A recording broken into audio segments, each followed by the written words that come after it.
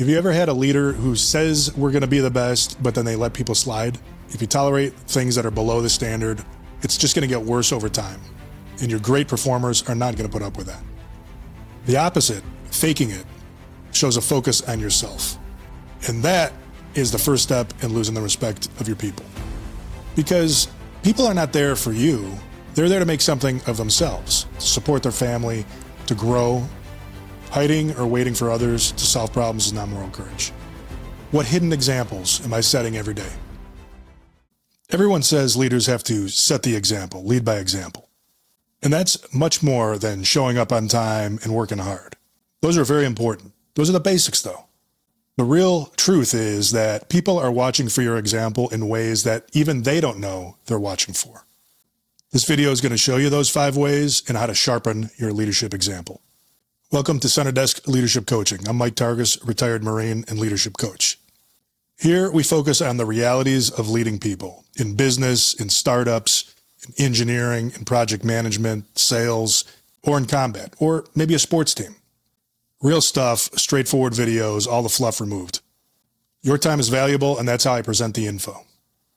If you or your leaders want to take it to the next level, get a hold of me. My contact info is at the end of the video. So let's dive in. Point number 1, handling uncertainty.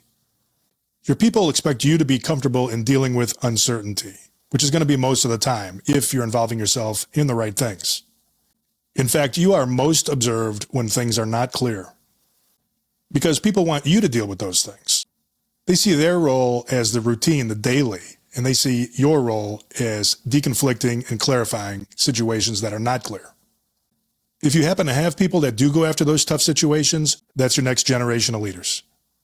Pay attention to them and groom them. How you lead when you don't know the answer or the group doesn't know the answer is actually more important than when you do. Let the routine be handled by others. Let others communicate the good news. You take the hard missions.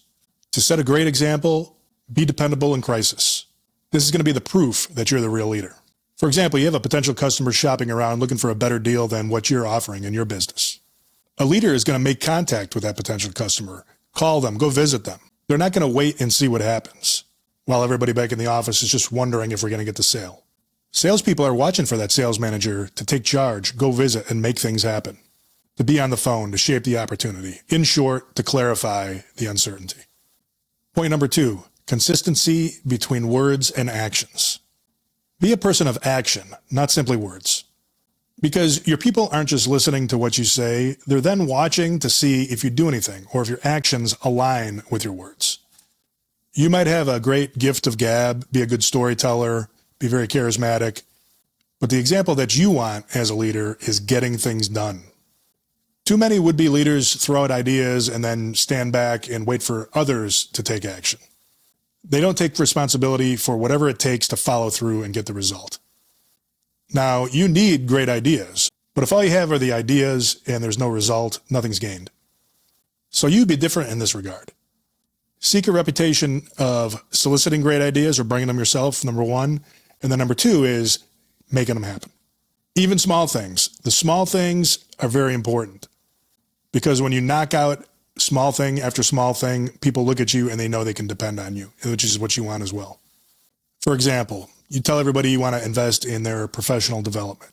Well, you got to go get the budget to go to courses. You got to send people to conferences. You got to train and educate. You got to have one-on-ones and talk about how things are going. And it's not just about spending money on people. You got to make sure they appreciate it. But leaving that idea hanging is a very bad situation.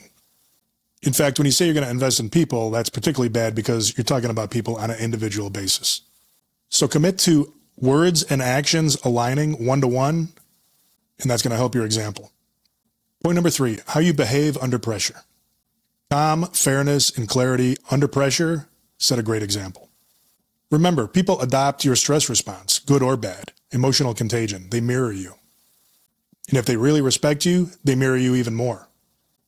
For example, if the quarter isn't coming together, you want to focus on what needs to be done differently or in addition to what we already are doing.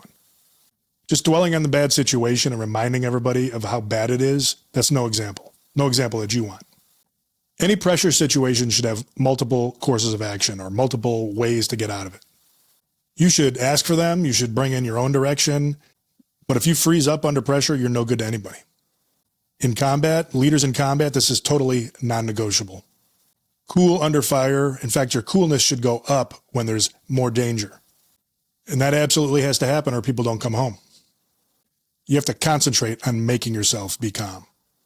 You have a platoon in contact with the enemy and has casualties. Okay, get them some support.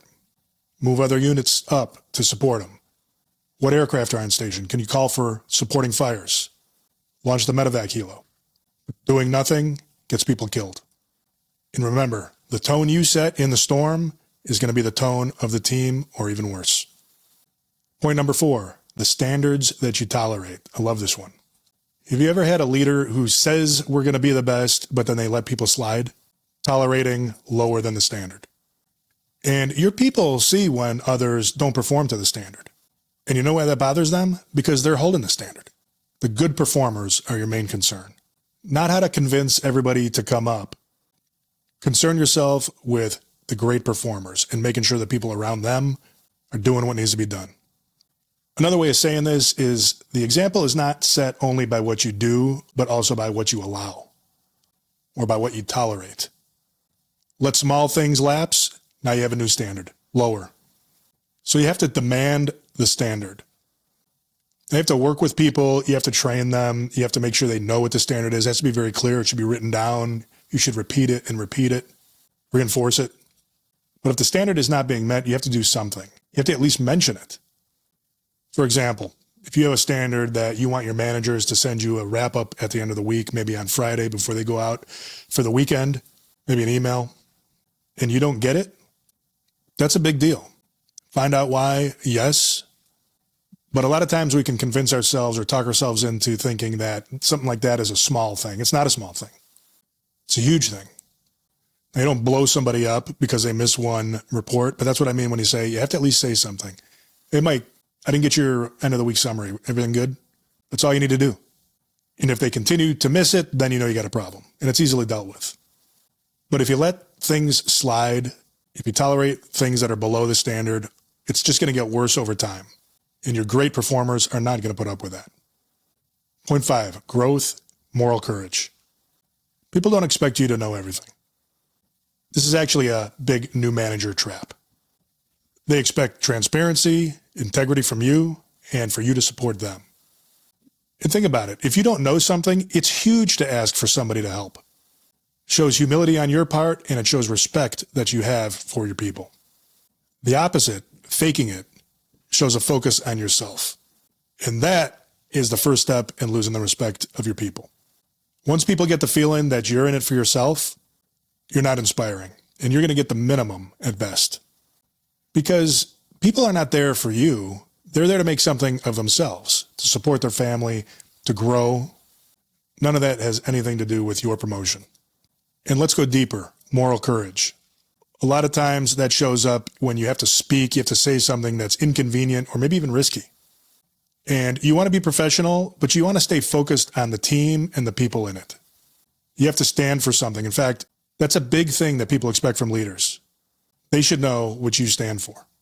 And if you stay focused on the mission of the organization and the success of the people in it, you're going to be setting a great example. Everything's going to fall right into place. For example, if you lack finance knowledge, get people around you that can help you.